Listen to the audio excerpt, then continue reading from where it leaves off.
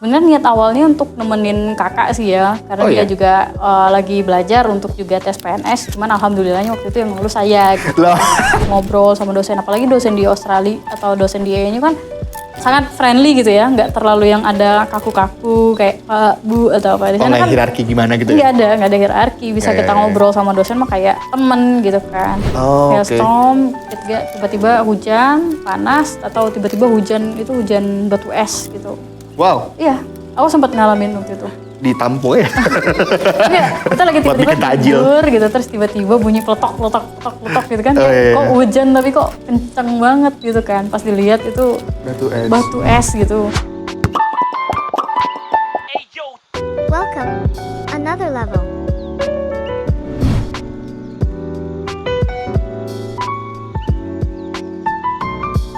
Halo Jagat Maya, kita balik lagi ke podcast kita hari ini dan sekarang gue sama salah seorang tamu millennials yang memilih berkarir sebagai PNS, namanya Mbak Hasyati Yusrina.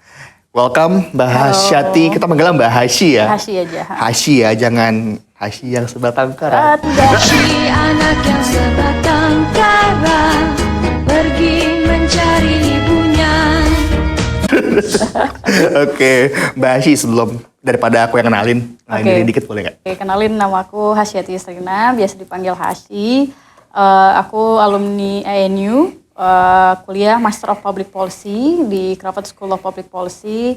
Kuliah tahun 2022 dan baru lulus di Desember tahun 2023. Saat ini kerja di Kementerian Pendayagunaan Aparatur Negara dan Reformasi Birokrasi sebagai analis kebijakan. Dan sebelum kuliah juga sudah sebagai ASN, jadi pas selesai kuliah balik lagi ke kementerian yang sama. Oh berarti Mbak Hasyi itu dari sebelum kuliah udah kerja dulu di PNS? Iya udah. Alah, aku pikir tuh pas lulus baru mulai gitu. Oh oke. Berarti kemarin kuliahnya izin kerja gitu Mbak atau gimana? Kuliahnya alhamdulillah tugas belajar. Tugas belajar? Iya. Itu gimana sih tugas? Maksudnya, sorry aku kan sebagai orang umum nih, bukan orang PNS nih. Kan aku taunya kalau aku yang kuliah, itu tuh aku mesti resign. Oke. Biasanya gitu. Kalau sebagai ASN kan emang ada dua ya kalau nggak salah. Ada satunya izin belajar, ada satunya tugas belajar. Kalau izin belajar itu dari kantor itu biasanya nggak, tunjangan-tunjangan atau apanya itu di stop dulu. Karena berarti kamu sedang dalam izin belajar.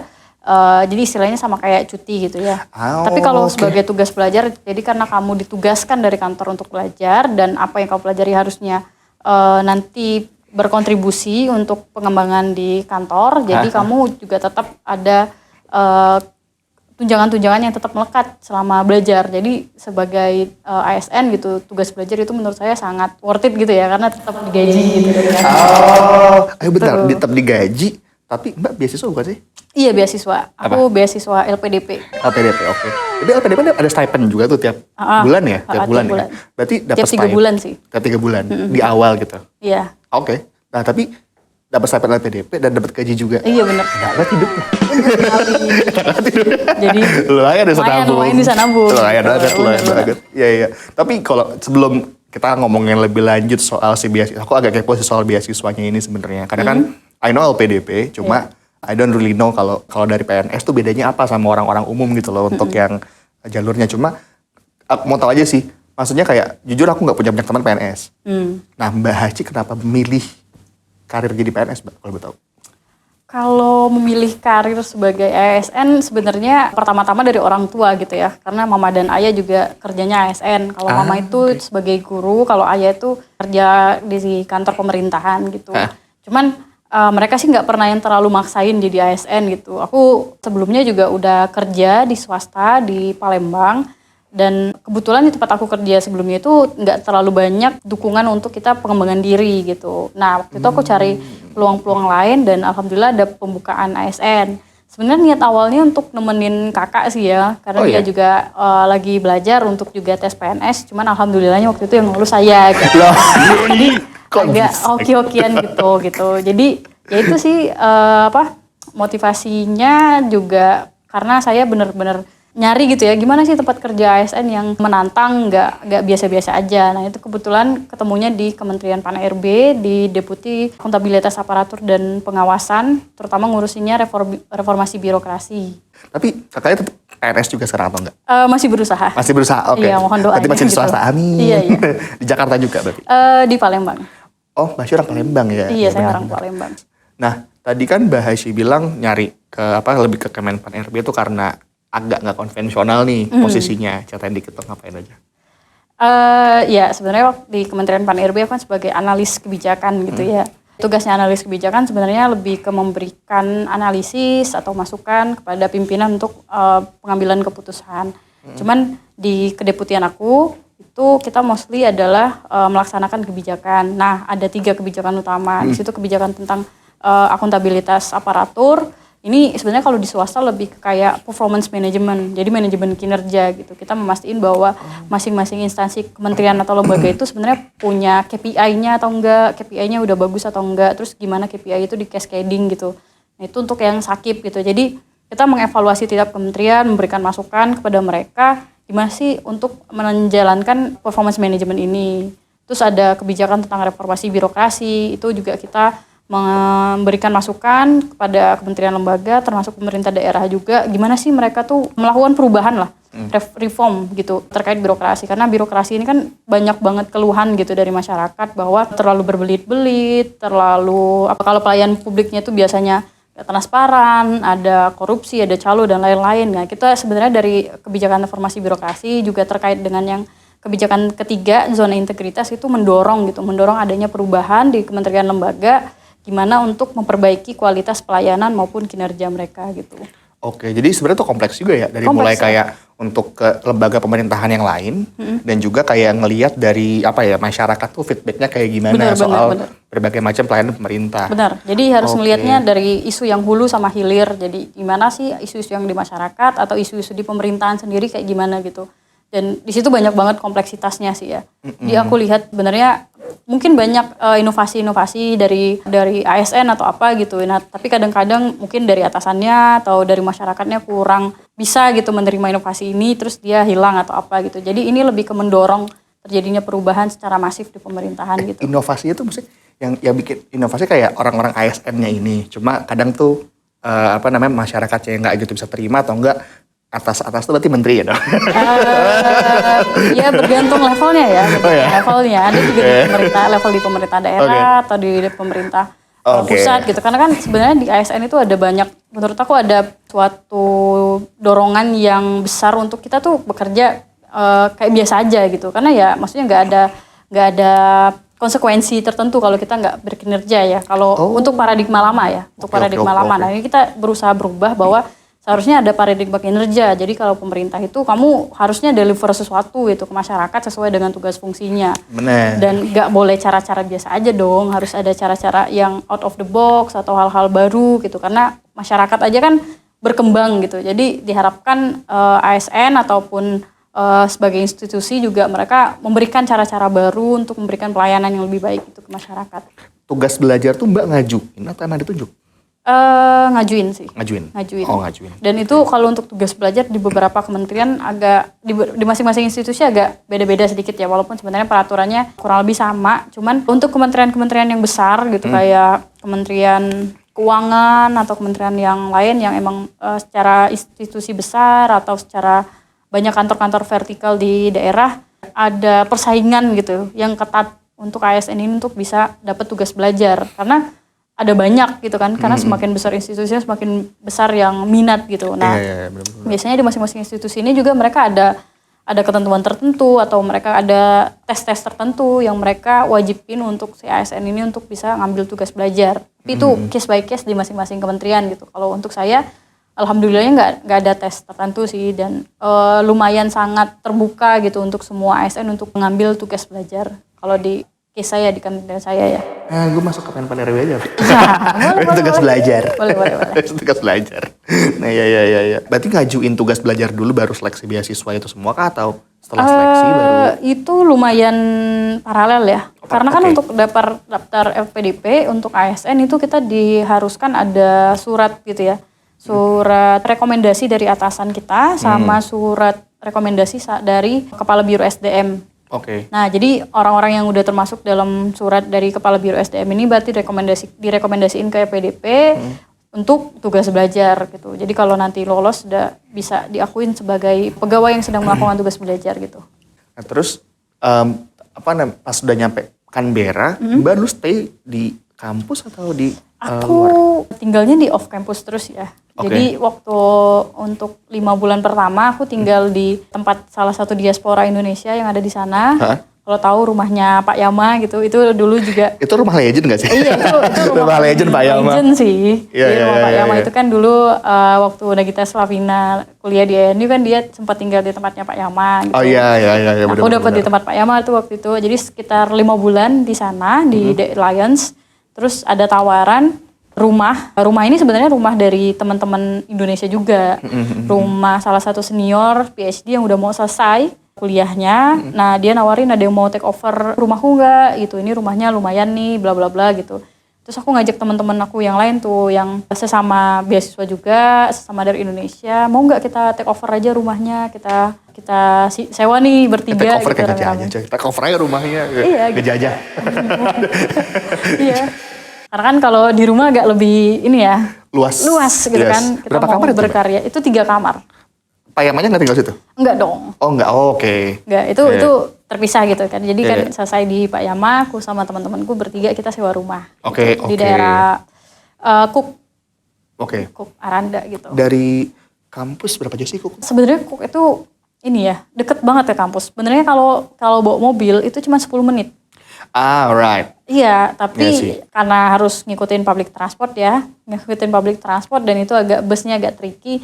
Jadi cuma adanya sekitar setengah jam sekali. Jadi sebenarnya aku ke kampus itu cuma setengah jam juga. Karena lama ke nunggu busnya doang sih sebenarnya. Oh, bukan bus yang rapid ya? Bukan bus rapid. Kalau rapid kan dia kan berapa menit sekali itu ada tuh. Kalau rapid kan selalu ada Iya, gitu. iya, Kayak iya, ya iya. 10 menit, 5 menit tuh udah ada kan. Ini Iya, iya, bus iya, yang agak bus perumahan lah kalau gue bilang Bus gitu. perumahan ya sih. Bus perumahan Nggak salah, kan bener, bener. masuk gitu kan. Bus Yes. suburb. Iya, bus suburb. Iya, benar. Tapi nggak terlalu bermasalah sih buat aku. Yang penting agak spare waktu agak panjang aja gitu. Jadi Tapi setengah jam tuh kita sebagai orang Jakarta mah piece of cake lah. Iya kan? Ya kan kita sebagai Iya. orang kerja di Jakarta, gue aja kadang-kadang kalau misalkan dari rumah nih ke kantor, padahal naik TJ nih ya, yang udah ada jalur sendiri, masih bisa tuh sejam. Iya kan? Kalau gara-gara ada orang yang masuk jalur lah. iya. Iya, kalau di Canberra nggak ada macet, nggak ada apa. Jadi ya selama kita ngikutin jadwal public transportnya aja gitu. Nungguin busnya, oh jam sekian, ya udah tinggal. Cukup reliable tuh jadwalnya, Mbak. Maksudnya atau kadang telat. Kadang-kadang telat, kadang-kadang dia kecepetan gitu. Really? Iya. Ya itu sih. Kita Itu trikinya ya? Iya, itu Itu trikinya. trikinya. Itu trikinya. Benar-benar, itu trikinya.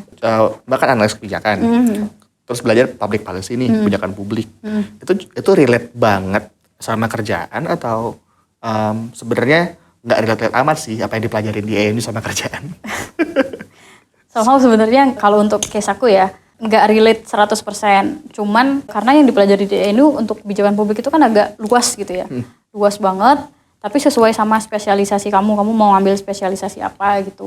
Nah, kalau untuk aku itu sebenarnya dulu ada spesialisasi untuk policy analis gitu ya. Cuman kemarin tuh nggak sempat untuk ngambil karena ada beberapa mata kuliah wajib yang waktu itu nggak offered gitu. Jadi aku ngambil mata kuliah yang agak umum terus yang relate sama pekerjaan gitu. Jadi itu by optional lah kita elected Elective course-nya ya apa gitu. Jadi ada beberapa mata kuliah yang berkaitan secara langsung kayak public sector management atau strategic policy making gitu-gitu. Itu berkaitan langsung gitu sama yang aku kerjain. Tapi kalau untuk public policy secara general, secara umum itu mungkin enggak ya gitu. Cuman menurut aku sebenarnya logiknya tetap sama aja gitu. Gimana kita melihat kebijakan di masyarakat gitu kayak sebenarnya ya tetap sama aja sih ya walaupun nggak bisa langsung di-apply secara langsung gitu. Tapi ya itu tetap kalau teman-teman ada yang kerjanya di bidang apa, coba diulik secara lebih mendalam gitu ya. Sebenarnya course-course di ANU yang berkaitan secara langsung itu apa, karena itu kan banyak banget ya elektifnya gitu. Dan itu kita bisa pilih-pilih apa yang mau kita ambil, apa yang mau nggak kita ambil, kecuali yang compulsory gitu kan, yang wajib. Untuk elektif itu kan benar-benar sesuai sama minat dan kemauan dari masing-masing siswa gitu. Tinggal dikomunikasikan aja sama course konvenor gitu. Kita kayak kaprodi kali ya. Iya, benar. Kaprodi ya, benar. Tadi kalau yang elektif tadi sempet overheard sih pas Mbak Hasyi ngomong emang bener kadang tuh kelas bisa cuma 2 orang. Bisa. Serius? Bisa banget. Privat namanya bukan kuliah. Iya, jadi kan kalau Serius? nggak tahu ya, kalau di Australia atau di ANU yang aku lihat ya selama ada student yang mau ngambil course itu ya course itu akan tetap di offer walaupun cuma 1 orang atau cuma 5 orang gitu. Karena ini sering gitu aku dengar sama dari teman-teman yang lain juga bahwa dia kuliahnya cuman gue kayak private gitu, ada yang cerita gue kayak private tuh sama dosennya karena langsung cuman 1 orang doang gitu kan. Atau aku pernah ngambil kuliah yang cuma 5 orang doang di kelasnya, sisanya online gitu-gitu. Ada yang kayak gitu. Beneran kayak privat sih, kayak les-lesan di sini nggak sih? Bener. Kita kursus aja masih 10 orang paling nggak, 15 orang nggak sih? 15 orang men, gila, nggak kebayang. Oke. Iya, tapi itu ada untuk beberapa teman-teman tuh justru seneng gitu ya. Karena bisa lebih intens. Benar, karena punya waktu lebih banyak untuk nanya, langsung ngobrol sama dosen. Apalagi dosen di Australia atau dosen di ENU kan sangat friendly gitu ya. Nggak terlalu yang ada kaku-kaku kayak Pak, Bu atau apa. Oh nggak hierarki gimana gitu ya? Nggak ada hierarki. Bisa kita ngobrol sama dosen mah kayak temen gitu kan. Nah untuk itu beberapa tuh bener suka gitu, seneng karena bisa lebih intens untuk ngobrol atau tukar pikiran sama dosennya gitu. Cuman tertantang juga ya kalau cuman 1 orang berarti kita nggak bisa bolos gitu kan. Iya juga sih. Kalau misalkan 1 orang kayak pas nggak datang nih, Hashi kamu di mana? Iya gitu kan. Iya lagi membuat apa ini Mas lagi nektar madu. Ada benar. Anyway, sorry. Tapi kalau nggak salah denger juga, bener nggak sih kalau kadang-kadang tuh dosen juga kalau mereka lagi bukan nggak mau sih. Mereka lagi prefer ngobrolnya lebih santai, suka ngajaknya di kafe gitu. Iya benar. Oh bener? Bener. Oh emang gitu ya Chan? Emang gitu. Jadi kayak nggak terlalu, maksudnya pembelajaran itu nggak terlalu kaku, kita di ruangan terus atau apa. Bahkan beberapa dosen itu kayak lagi santai atau apa ya kita ngajak makan bareng, ngopi bareng. Atau kalau kayak di Crawford kan ada banyak ruang hijau gitu ya yang ada di sana gitu, kayak ya udah kayak ada tugas kelompok apa, dibilangin ini kalian bisa aja tugas kelompok di depan gitu, di bawah undakan-undakan gitu bisa ngobrol di situ gitu, bisa santai gitu sih. Nah terus kalau misalkan nih Mbak Hashi lagi butuh tutorial sama dosen, tapi dosennya itu misalkan lagi nggak available, ya saya dia lagi di research project di luar kampus dan itu berapa lama away dari kampus gitu, itu bakal Zoom atau mungkin diganti ke dosen lain tuh biasanya. Nah biasanya kalau untuk aku di beberapa kasus itu yang ngajar tutor itu bukan dosennya. Oh. Jadi kayak asisten dosennya atau PhD student gitu. Nah, okay. Biasanya kalau PhD student itu kan ya kita bisa nanya aja langsung ke mereka, bisa kontak, bisa email gitu kan. Beberapa kasus juga emang yang ngajar tutorial itu dosennya juga gitu. Nah, tapi biasanya mereka ada designated waktu-waktu tertentu office hours-nya. Itu kan di Wotel tuh biasanya ada tuh office hours-nya, jam berapa, ruangannya di mana gitu. Tapi Wotel.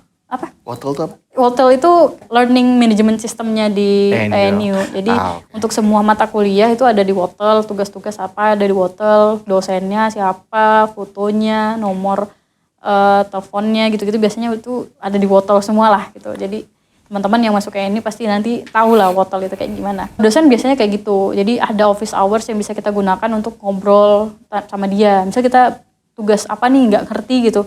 Kayak aku nggak tahu nih essay ini mau nulis tentang apa gitu. Nah biasanya kita bisa memanfaatkan office hours itu atau bisa email ke mereka nanyain nanti mereka jawab.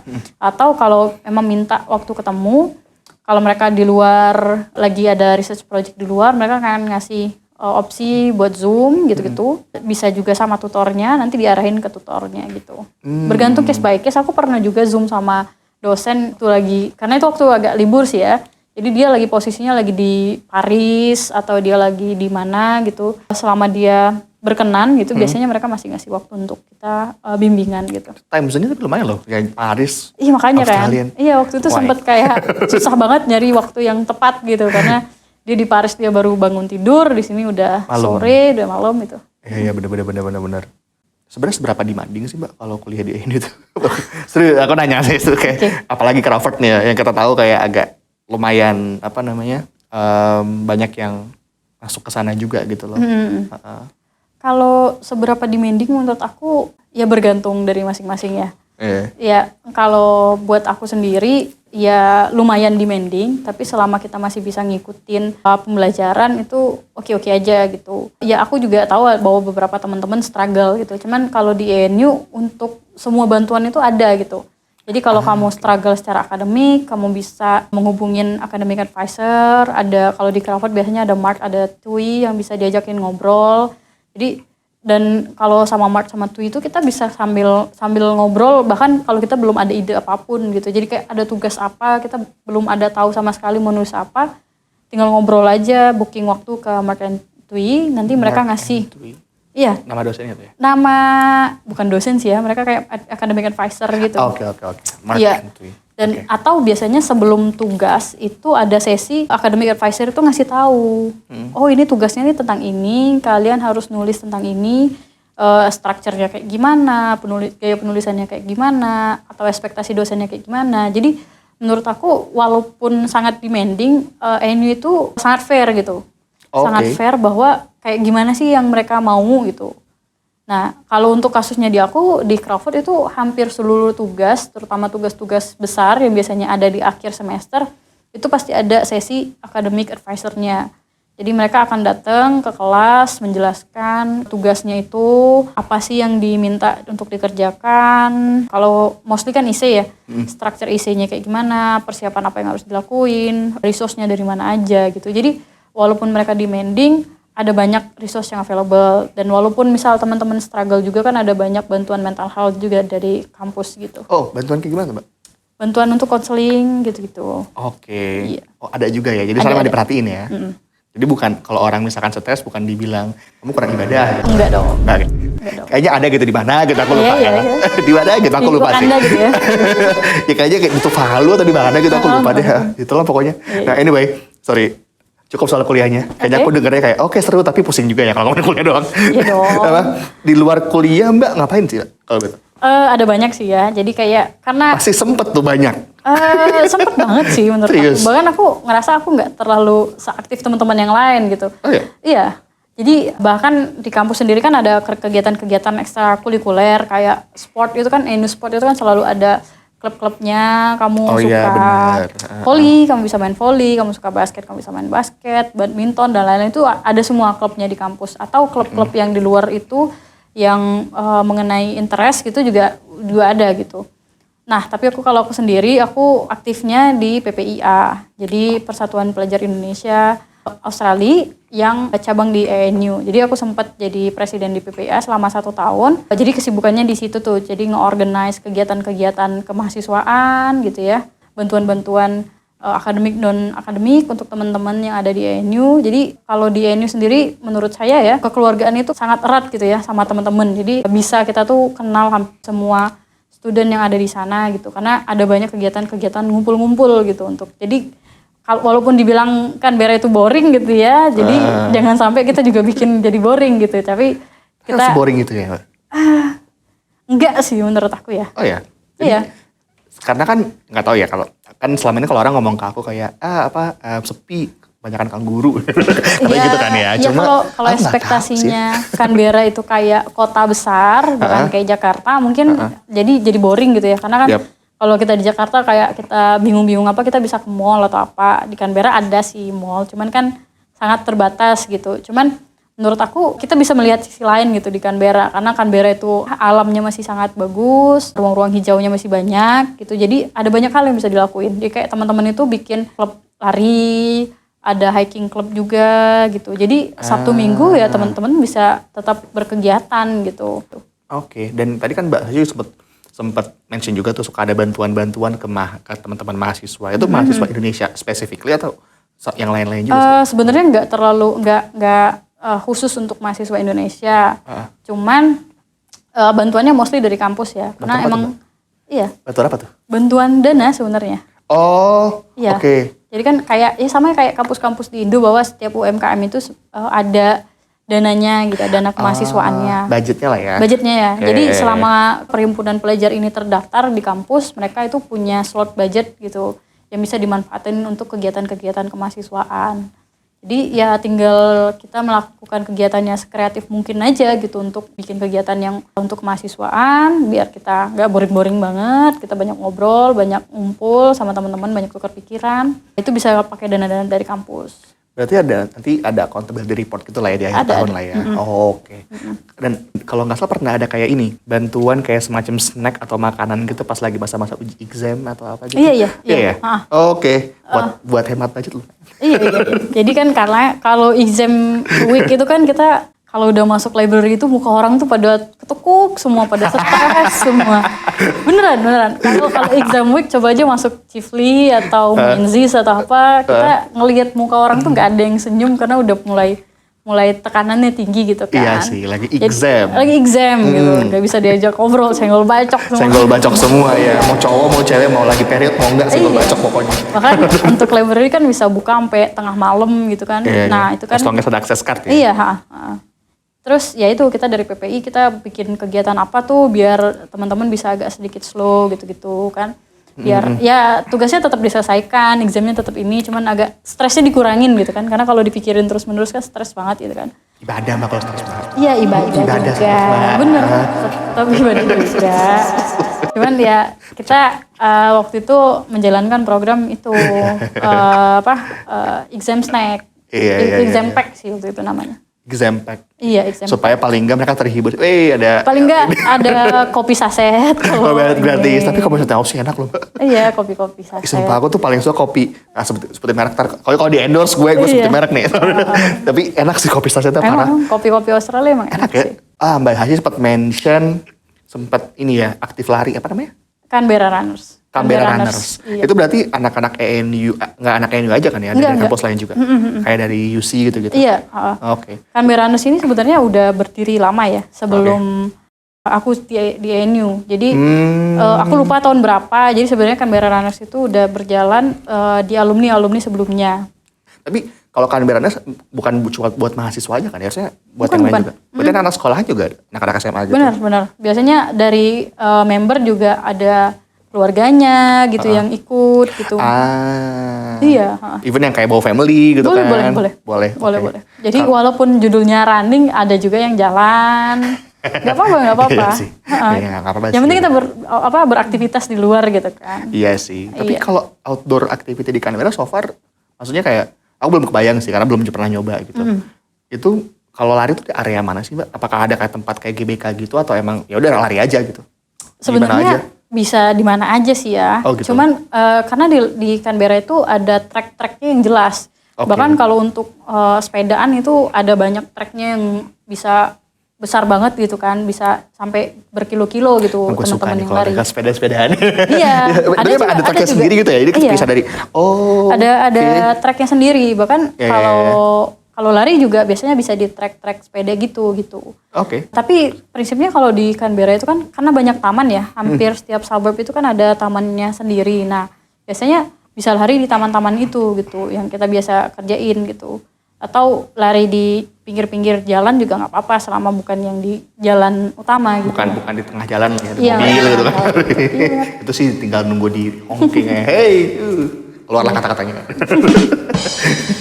Atau kalau kita paling seru di Lake Burley ya. Lake Burley kan Burley, sangat ya ikoniknya gitu. Cantik sih gitu. Iya, apalagi kan? paling cantik itu waktu bulan Maret. lupa bulan apa. Ya waktu bunga-bunganya udah mulai Merah. pink Merah. gitu. Maret nggak sih itu? Bukan Atau Maret enggak ya? sih. Enggak ya? Enggak, agak-agak akhir tahun itu. Oh justru akhir tahun? Sorry gue soto ya. Sorry. Lupa. Oktober apa November gitu ya. Oktober. Oke. Oktober. Biasanya gue sana Oktober tapi nggak pernah Nggak pernah sih. Lupa sih aku bulannya, cuman kita biasanya kalau udah mulai bunga-bunganya ini tuh aku juga kayak ayo kita lari gitu, kita bikin kayak Canberra tapi rasa Tokyo gitu karena bunga-bunganya kayak mirip sakura gitu. Oh iya sih, bener. Iya. Ya, Canberra Tokyo. Oh Iya. Canberra lo. Canberra yo. Sorry bang. Anyway, nah terus lari di Canberra. Sorry deh aku nanya ini beneran nih. Oke. Sama lari di Jakarta itu feel-nya beda gak sih? Feel-nya beda banget sih ya. Oh iya. Dari segi mana bedanya? Ya biasanya larinya di taman-taman, ngeliat yang ijo-ijo gitu kan, atau ngeliat danau, terus bisa ketemu kanguru, bisa ketemu burung-burung, atau Bahkan ada case tuh kita ketemu echidna Oke. di jalan gitu. Jadi kayak beneran bisa ketemu hewan-hewan apapun gitu di jalan gitu. Asal nggak yang beracun aja deh. Iya. Jadi ya gitu sih. Karena kan kalau di Canberra karena ruang hijaunya masih banyak, hewan-hewannya masih banget mereka bisa Jaga ya? Iya, bisa tinggal dengan nyaman gitu. Itu kalau di Jakarta kan sangat perkotaan gitu ya. Kita biasanya larinya sama bus gitu kan. Larinya sama. itu kayak dari knalpot terus lari itu gimana Iya tuh? kan. Ya kalau CMD kan biasanya walaupun jalannya udah dikosongin kan tetap ada bus OTJ Transjakarta ya, gitu Transjakarta. kan. Iya. Dari segi, sorry nih Mbak, udara. Udara. Gimana tuh, beda gak tuh? Beda Lari di banget Jakarta. sih. Serius? Beda banget. Oke. Udara di Canberra itu kalau ngelihat AQI-nya tuh bisa 1 atau 2. Saking bersihnya. bersihnya. Gila, Bersih gila. banget. Ya. Bersih banget kalau soal udara karena populasinya terbatas. Kendaraan juga di sana udah banyak yang transisi ke bahan bakar yang hijau gitu-gitu. Dan katanya juga ini gak sih, kebanyakan juga sumber listriknya bukan dari yang Iya, coal coal gitu, gitu-gitu, bukan ya. Lebih banyak kayak dari wind sama solar. Benar. Benar. Transisi ke energi hijaunya sangat bagus sih di Canberra. Pantesan gue Dan angin juga sih ya, anginnya kenceng banget kan. Iya sih kalau lagi Jadi kita juga pernah payu gue kebalik gitu. kalau lari tuh ngelihat cuaca dulu tuh cuacanya bagus apa enggak. Karena Iya kalau sih, udah bener-bener. anginnya kenceng banget sih biasanya. Gue pernah tuh lagi pakai payung hujan, buk. Iya. Terus kebalik gitu kayak Iya. saking kencangnya. Iya sih benar. Ya kalau soal udara sangat bersih di sana ya. Tapi kalau untuk cuaca kadang-kadang juga ekstrim. Tapi terkadang ya dan agak jarang. Biasanya ekstrim itu ketika hailstorm gitu. Oh, oke. Hailstorm, ketika tiba-tiba hujan, panas, atau tiba-tiba hujan batu es gitu. Wow, Iya, aku sempat ngalamin waktu itu. di Tampo ya. Iya, kita lagi tiba-tiba Pakai tajil. tidur gitu, terus tiba-tiba bunyi peletok gitu kan. Oh, iya. Kok hujan tapi kok kenceng banget gitu kan. Pas dilihat itu Batu es. gitu. Dan segede-gede itu ya. Ya bergantung sih, waktu itu aku agak kecil-kecil sih. Ada teman-teman tuh udah kayak segini gitu. Makanya ada mobil-mobil tuh yang kena penyok-penyok kena hail. Ini kan kita ngomongin apa ya? Ngomongin kerjaan, Iya, ngomongin ngomongin kuliah, kegiatan pas lagi kuliah. Tapi kita belum ngomongin Bahashi as a personal. Aduh, kita ngomongin yuk. Kalau boleh tahu di habis ini, sekarang nih after kuliah balik lagi ke kerjaan, ada rencana tertentu nggak Mbak? Buat beberapa lama ke depan lah, 1-2 tahun deh. Gitu. Belum ada sih ya. Belum ya, masih maksudnya menikmati hidup nih. Masih menikmati banget sih. Masih merasa transisi dari kebiasaan sekolah, terus tiba-tiba balik lagi ke kerja, itu kan butuh... Reverse culture shock. Iya benar, reverse culture shock. Oh, oke. Bener. Kalau dulu kan Serius? ya walaupun kuliah itu sibuk juga gitu, cuman sibuknya tuh yang kita bisa atur gitu kan, dan kayak jam kuliah itu nggak se-demanding jam kerja kan. Kalau jam kerja bener-bener dari kalau kan 7.30 sampai jam 7.30? Iya. 7.30? Iya benar. Kayak anak sekolah. Iya. 7.30 sampai jam 4 atau bahkan sering kali tuh ya lebih sering pulang di atas jam 6 sih ya. Oke. Itu kayak aduh kan biasanya kalau di sana ya bisa keluar tuh jam 9 ke atas, terus sebelum maghrib udah bisa pulang, atau ya kadang-kadang juga tetap ngerjain tugas di kampus sampai malam gitu, cuman nggak sesering waktu kerja gitu. Kalau kerja kan wah ada banyak yang dikerjain, terus kayak kalau kerja kan kayak deadline itu nggak selesai-selesai gitu ya. Kalau Never kuliah, ending ya? Iya never ending gitu, walaupun jadi Never kerjaan ending. tetap aja. Tapi kalau kuliah kan clear gitu ya, selesai liburan semester bisa jalan-jalan atau apa gitu ya. Reverse culture shock sih. Nah terus jadi dari kerjaan menikmati, terus nggak ada rencana. Mungkin Mbak kepikiran nyari jodoh gak sih? Aduh disentil. Iya sih ya. Oh, ada kepikiran? Iya ada sih. Udah ada. Masih dalam pencarian. Jadi dalam pencarian. Jadi kalau masih teman-teman ada yang ngerasa ada yang cocok, ya tolong sini aja promo. ya. Hubungin Ada nomor. Instagramnya Hasyati Yusrina. Aduh. boleh. Kalau siapa tahu yang tahu. Iya siapa tahu. Oke, aku punya pertanyaan Mbak. Apa? Ini sebenarnya pertanyaan random. Ini kayak aku ngasih 2 pilihan aja sih, gitu. Kayak entah itu benda, entah itu warna, entah itu apapun. Mbak jawab, langsung begitu aku kasih pilihannya Mbak langsung jawab, jangan mikir. Tapi habis itu kasih tahu alasannya kenapa. Oke. Pertanyaan pertama, sepatu atau sendal? Sendal. Kenapa? Lebih nyaman aja. Nyaman. Oke, tapi nggak licin kalau lagi hujan. Iya sih, justru kayak kalau hujan-hujanan gitu kan lebih, kalau sendal kan ya basah ya nggak masalah gitu. Kalau sepatu kan aduh basah atau apa gitu. Ya aku Oke. lebih anak yang suka petualangan dia. Jadi kayak kalau bisa yang apa ekstrim-ekstrim gitu kan lebih enak pakai sendal gitu mainnya gitu. Oke, kalau gitu naik gunung atau pantai? Gunung. Gunung. Oke, kenapa? Karena ekstrim itu.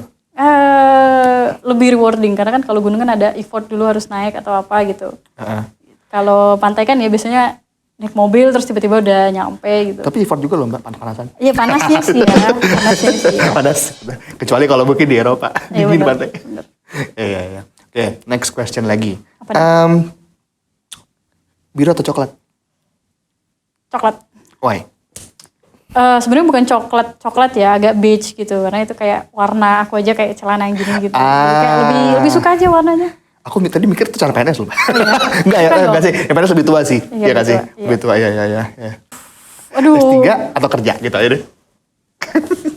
Kalau sekarang kerja dulu. Sekarang kerja dulu ya. Kerja dulu. Karir dulu ya. Karir dulu, benar. Ada ngajarin juga sih, ngejar kayak semacam kenaikan pangkat gitu. Iya sih. Iya. Lagi berusaha untuk ngejar untuk bisa naik pangkat lebih cepat gitu. Cuman kalau untuk sekarang kalau menurut aku kayak PhD itu kan butuh bukan cuman kita pengen kuliah lebih ini ya, butuh banyak persiapan untuk lebih matang gitu karena kita perlu firm banget mengenai bidang apa yang ingin kita pelajari secara lebih mendalam gitu. Dan untuk S3 kan journey-nya lu sendiri gitu kan. Jadi itu nggak lulus kan beneran sesuai dengan kapasitas kamu dan itu harus dijalani selama 4 tahun gitu. Jadi menurut aku itu harus ada kesiapan mental yang luar biasa gitu untuk menjalani S3. Kalau untuk sekarang sih belum ya.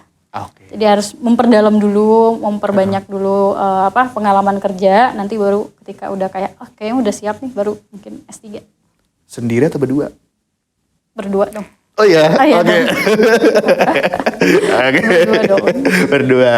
Aku pikir lagi enjoy, kan ada orang gitu juga. Aku sempet gitu. Iya, Sempet di fase enjoy banget sendiri. Udah lewat enjoy-nya. Udah lah. Nanti sekarang lagi mencoba mencari Iya dia. dong, iya. Jadi ya sekali lagi kalau ada yang punya enjoy, atau udah cocok. Waduh. Aku promosikan Bahashi gitu. High quality woman. Waduh. Amin.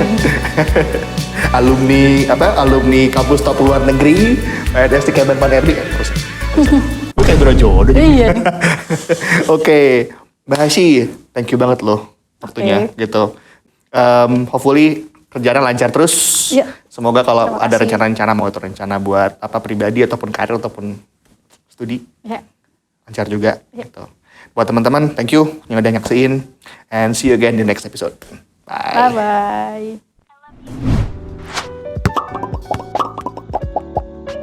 Welcome. Another level.